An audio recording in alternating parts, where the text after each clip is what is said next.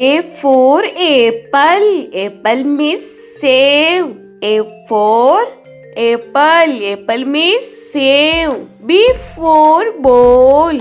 Ball means gend. B for ball. Ball means gend. C for cat. Cat means billy. C for cat. Cat means billy. T for dog. Dog means kutta. D for dog. Dog means kutta. E for elephant. Elephant means hathi. E for elephant. Elephant means hathi. F for fish. Fish means machli. F for fish. Fish means machli. G for grapes. Grapes means angur. G for grapes. Grapes means angur. H for hen. Hen means murgi. H for hen. Hen means murgi. I for ice cream. Ice cream means ice cream. I for ice cream. Ice cream means ice cream. J for jug. Jug means jug. J for jug. Jug means jug. K for kite. Kite means patang. K for kite. Kite means patang. L for lion. Lion means sher. L for lion. Lion means sher. M for monkey. Monkey means bandar. M for monkey. Monkey means bandar. N for nest. Nest means ghosla. N for nest. Nest means ghosla. O for orange.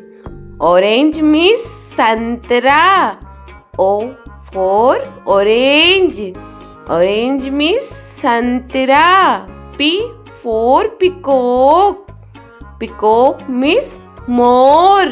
P for peacock. Peacock means more. Q for queen. Queen means Rani.